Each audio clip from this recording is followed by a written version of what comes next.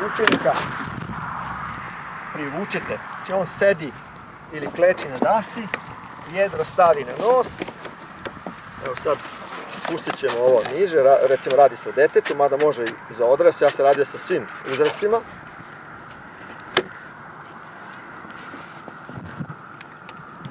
U ovom položaju, znači početnik čuči, vi vučete dasku ka sebi i onda krećete sa vežbama, kaže ajmo sad osnovni stav, ajmo sad okret preko nosa levo, ajmo desno, ajmo start i to će trajati možda nekih 10-20 sekundi dok on potroši ovaj kanap. I u jednom momentu će da se kanap zategne i to je kraj. I onda ga povučete ponovo nazad pa ponavljate to. Znači ne mora da hoda, ne mora da pliva, ne mora ti da ideš po dasku, sad ako je plićak to je savršeno. Znači kroz niz povlačenja kanapa, mnogo lakše nego da hodaš ili onda pliva će uraditi taj neki osnovni deo da se malo privikne. Kad počne efikasnije da radi vežbe, onda će on u stvari ostati sve vreme u zoni kanapa, vrlo retko ćeš morati da ga vučeš nazad, čak će početi da penje malo uzvratno, tako da će ostati oko boga. Znači već u prvom času više nećeš morati da ga vučeš, on će biti sve vreme tu oko tebe. Tako da, ima li neki pitanje vezano za ovo, ako vas nešto zbunjuje? Znači ovo je nešto što ograničava prostor, imate lučicu neku sa brodićima, čamcima, imate dokove betonske, imate kamenjar na plaži i želite da ograničite mogućnost da se neko polupa i ne želite da vi svaki 20 sekundi hodate gore dole da se vraća počinje nazad, nego da putem ovog kanapa, kao u studiju, vi možete biti na plaži, sedite udobno, dete ili odrasla osoba radi vežbe u ograničenom prostoru. Ja sam radio prošle godine na Adi Bojni, jednoj maloj lagunici koju je Jugo napravio, neki peščani mali sprud se napravio, neki 20-30 metara je bila voda ravna. Sve okolo su talasi koji je bio na Adi Bojni, zna, ne u reci, nego na velikoj plaži, su talasi metar svaki dan kad duva majstor, pola metra. Tu se napravio neki sprud i zona od 30 metara ravne vode. Ja sam stavio sidro samo u tu zonu i radio sam kao da sam u nekom savršenom studiju. Bez ovoga imao bi pakao, bilo bi nemoguće za raditi. Radi se na istoj dasi, dovoljno je da daska bude malo veća, evo školska daska, ne mora bude tandem i montira se još jedan bum ispod. Znači ne ovo, sad staviš ga tu između nogu i on nešto drži ruke ovde. Treba da ima situaciju kao da je on sam. Znači on ima bum u visini svojih grudi, ti imaš drugi bum u visini svojih grudi. Staviš mu linije dole na dasku da mu ne kažeš, pomeri se napred, nemam pojma, gde napred, dete od 3 godine. Znači postavi linije, crvene, plave, stani na plavo, stani na crveno, jer dete će stati ovako. Ti će stati ovako, on će stati ovako. Onda kažeš, vrati ovu nogu na plavo ili na crveno. Znači oboje dasku sa linijama, stavi još jedan bum i stavi oboje još jedan kanap. Njemu je vrlo važno, sad ima to ogromne razlike, da li je 3, da li je 4, da li je 5, nekoj deci je bitno ne da mu ti pokažeš, nego on hoće se pohvaliti kako on sve sam provalio. Neki žele da oponašaju, neko želi da mu objašnja, zavisno od uzrasta, ali generalno vole da su samostalni, tako neka ima svoj bum, neki svoj kanap. I kad radiš okret, on taj okret radi isto kao i ti, učestvuje, drži svoj kanap i okreće. Imao sam na Adi Bojni dete od 4 godine, radili smo na ušću reke, 3-4 dana i na kraju on je toliko napredovao da je lepo radio kao i ja, imao je pokrete nogama, rukama, koristio svoj bum, koristio svoj kanap. Međutim, 4. ili 5. dana ja ga vraćam roditeljima, do tad su oni dolazili kod mene na ušće reke da ga preuzmu. Nije improvizacija, nego baš profesionalni tandem, može da se koristi za obuku dece, gdje ste vi kao učitelj pozadi, drugo jedro je ovde i sad dvoje dece sedi između, dole sedi na podu, oni ne mogu se fokusirati više od 5-6 minuta, radite vežbe, ajmo idemo sljedeći, ovaj sedne, ovaj ustane, znači imate troje, radite pola sata, tako što se oni menjaju, tako da je fantastična stvar. Isto tako može se koristiti za obuku odraslih, instruktor ili iskusniji, ne mora biti instruktor, je pozadi, koristi veće jedro. Naprijed koristi se manje jedro iz više razloga, ali između ostalog da vi pozadi sa većim jedrom, vi komandujete situacijom, imate veću silu, veću energiju i vi ćete da pobedite, čak ako on uradi nešto pogrešno, vi ćete da kompenzujete sa većim jedrom, tako da veći jedro pozadi. Ako ima neki pitanja vezano za tandem, ovo će biti sljedeći par mjeseci u Srbiji, ja ću biti tu, nastavit ćemo priču, ovo je bilo rezervisano danas za ovo i sljedeći vikend, posle toga ćemo raditi neke napredne stvari, okret u carvingu, gusiranje i tako dalje, ali ovo će ostati, moćete i da koristite, da probate tandem, da učite prijatelje. Poenta je da kroz ovo moje predavanje i kroz interakciju puno ljudi čuju neke stvari koje su sad poboljšane u ranije i da mogu da uče druge prijatelje, rođake, decu, bilo koga.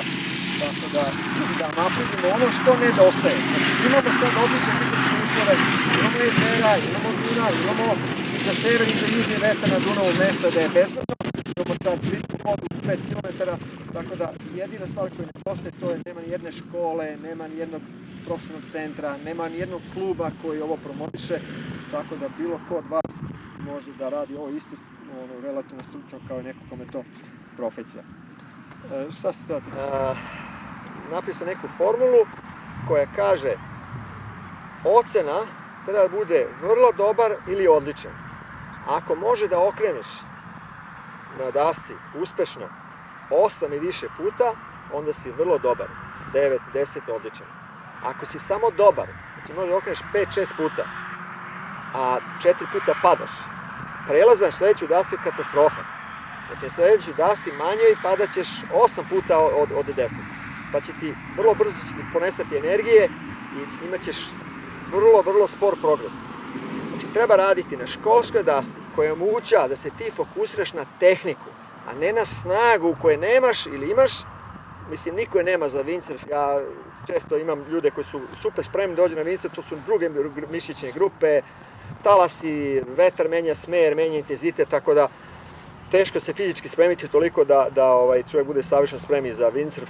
Znači, eliminišemo fizičke te komponente, snagu potpuno ako je jedro lagano i eliminišemo problem sa ravnotežom ako je daska široka. Znači, mora za 1 sat da se vrati na tačku. Ukoliko uzmemo užu, sve se to raspada. 8 puta, 9 puta, 10 puta uspešan okret, onda ide sljedeći. Često kad dolazim na Jegričku i ovde vidim da ljudi voze freeride daske koji imaju 2 okreta od 10. Ako smo već prešli na sljedeću dasku, kakva treba da bude? Pa treba bude najveća moguća, i to je ova je 156 litara, 85 cm, i ako postoji mogućnost stavite veći fin da bi dobili onaj efekt o kojem sam pričao na početku, da vi ćete se kretati po rezultanti gde vas vuče jedro i otpor daske, pa ta rezultanta, tamo ćete vi ići. A bit će ta rezultanta za vas pozitivnija, bolja, ako je fina veća. Ako nemate veći fin, onda možete, ako baš je problem sa dubinom, postoje finovi koji su za, kako se to zove, za travu i imaju veliku površinu, a malu dubinu.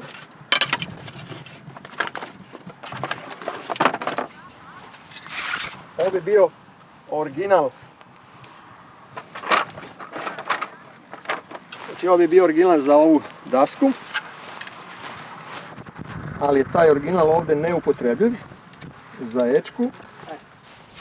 Znači ovo su finovi koji imaju sličnu površinu, a vidite koja je razlika u dubini.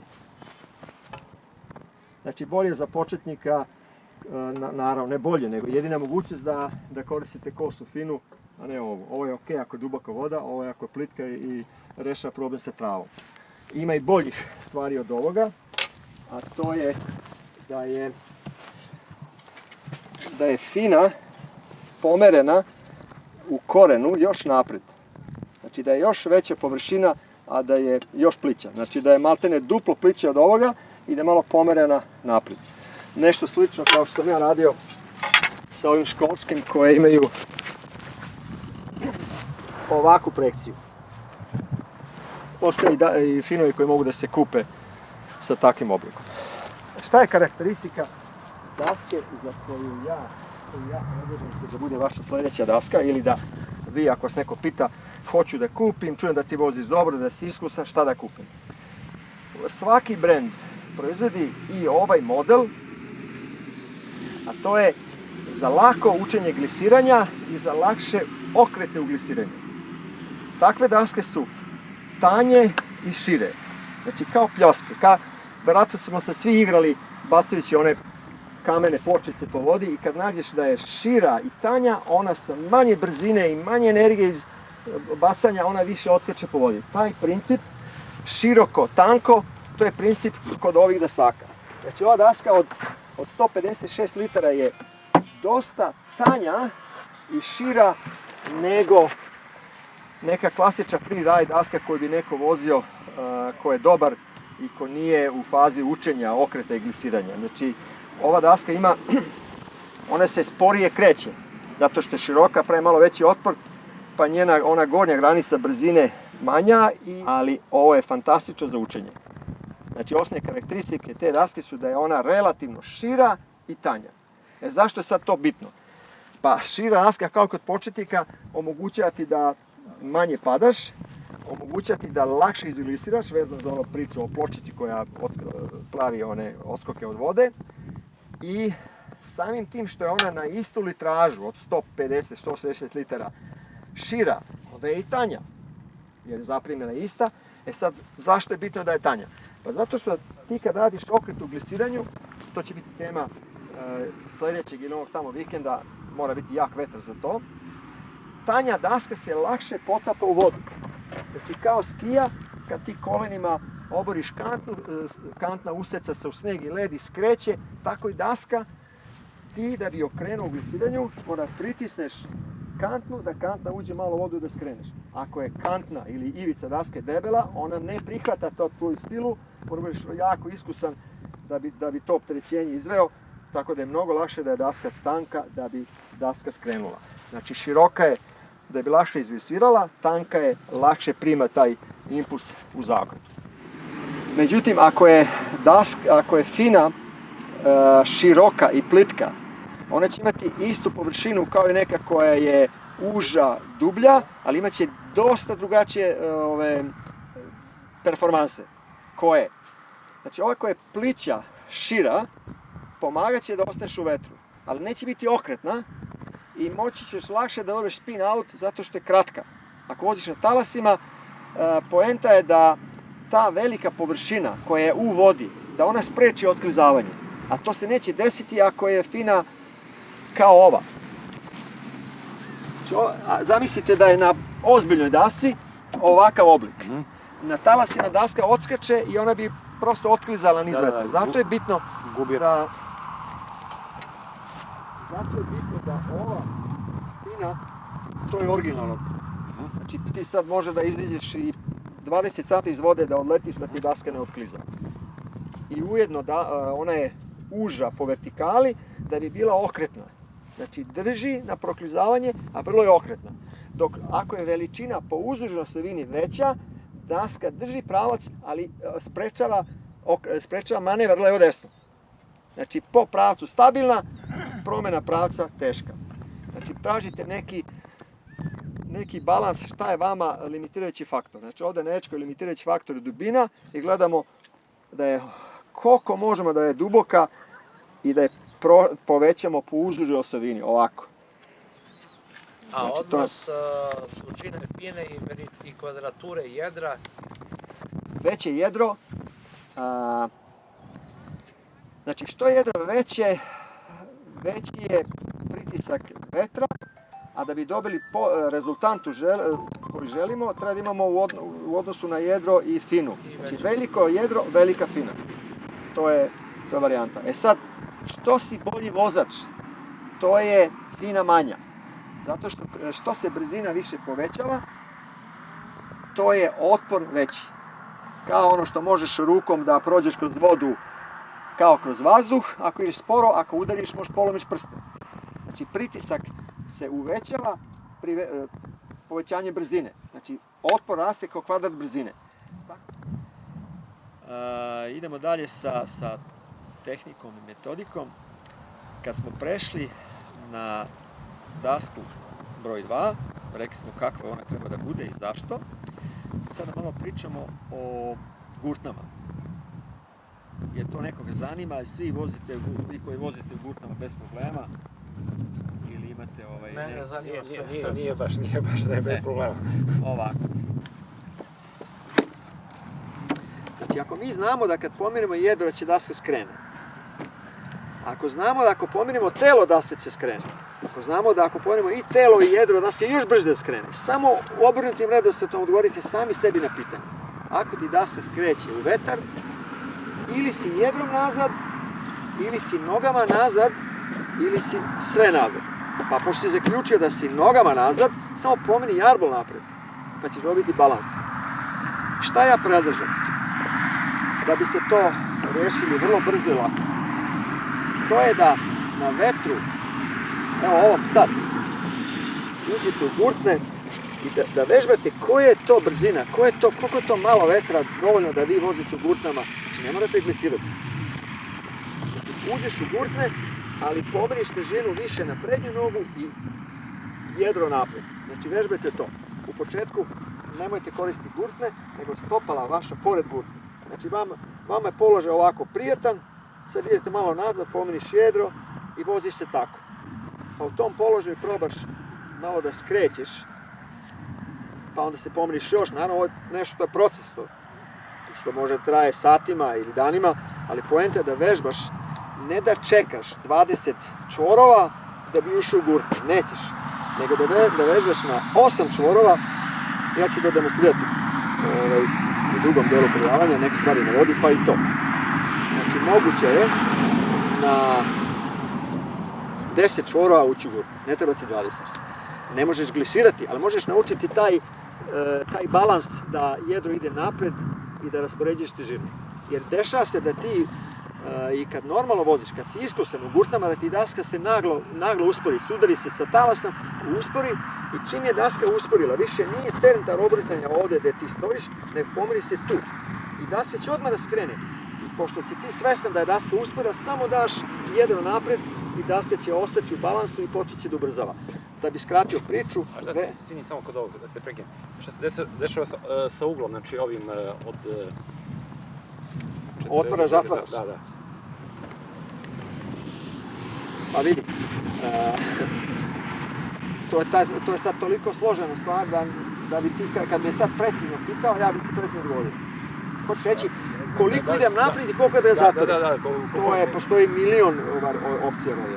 Vidi, ako ti udeš samo napred jedrom, a prazno jedro, imat ćeš suprotstavljanje svojoj težini težinom jedra.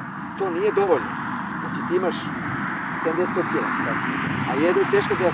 Međutim, ako malo zatvoriš, dobit ćeš silu vetra i dobit ćeš isti pritisak na dasku kao težina tog tela.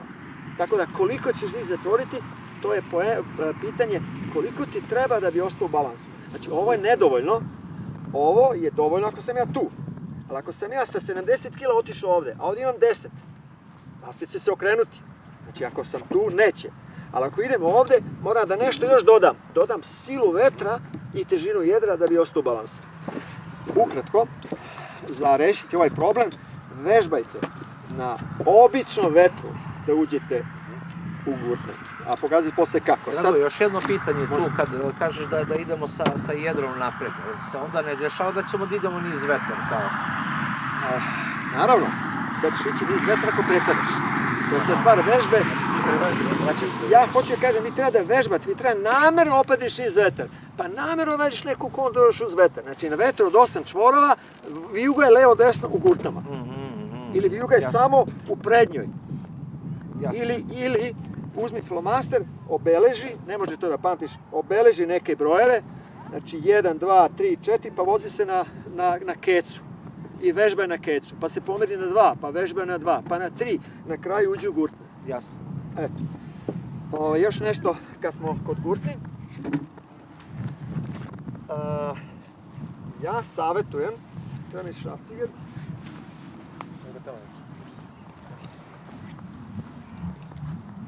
Ja savjetujem, ako ne koristite gurtne, da ih iskinete. Ja ću sad ove moje da sportova, na div sam morao 30 raznih sportova da učim, da polažem, ali ne postoji sport kojim sam se ja bavio i za koji sam saznao, koji toliko pozitivno deluje na ljudsko telo. Znači, ovo je u skijanju, u super modernom skijanju, koriste vežbe gde na medici i na onoj lopti koja se uvija rade dizanje tegovima. Otkrili su pre 10-15 godina da je mnogo veći efekat razvoja te specifične snage eksplozivne u skijanju ako se podloga pomera dok ti dižeš teren. A mi ovdje imamo non stop, ti se pomera podloga, non stop ti jedro se pomera, znači imaš toliku frekvenciju jedra i daske koje je nemoguće da bilo kakvi studijski uslovi da se namesti. Znači, menja se smer vetra, menja se snaga vetra, menja se površina vode, tako da ono što radi na medici, gdje mu se malo nešto trese, ovo je kao kad bi mu se i tek pomerao. I kao bi se zgrada pomerao. Tako da je, ajde da ne plašimo, kažem, to bi ljudi mogli mnogo lepše stručnije objasniti nego ja, koji su to fantastični benefiti za ljude da se bave baš windsurfom. Ja volim kite, zato što je atraktivan, skačeš, letiš, ali kite ima fantastične stvari, ali kad pričamo o efektu na organizam, ne može se poredi.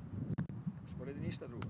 Kogod da dođe na časa windsurfa na Adu Bojanu gdje su talasi, on kaže, evo te, riknuo sam koliko je ovo zahtevno. Sad, ne mora biti Ada Bojana, može biti ravno voda kao ovde. Tako da mislim da bi trebalo, ko može i ko hoće da se uključi u tu vrstu, evo ja znam neku metodiku, tehniku, neko zna neke kanale gde bi mogli da promovišemo, da se nešto novo desilo što bi imamo Edge, imamo Dunav kao studiju. Zamislite dole Vajuga, Korbov, gdje Dunav okreće ka severozapadu. To nismo znali pre 5-6 godina. Da ti imaš severni vetar da je Dunav ide ka severu. Te voziš kao u studiju. Voziš najmanje daske, ali te voda vraća uz vetar. Kao da imaš neku traku pokretnu. Kao imaš Nadi Cigani, tamo čovjek ima studio za učenje skijanja gdje se traka beskonačno vrti i on koliko ti god okrećeš, traka te stalno vraća. To je efekat Dunava na Zatonju i Dunava na Vajugu i Korbovu za severni vetar. Tako da, to kažem, hoću da poentiram da je sport fantastičan i isto ta spiritualno koncept. Zamisli kako mesto, vetar, voda, trava, prijatelji, fenomenalno.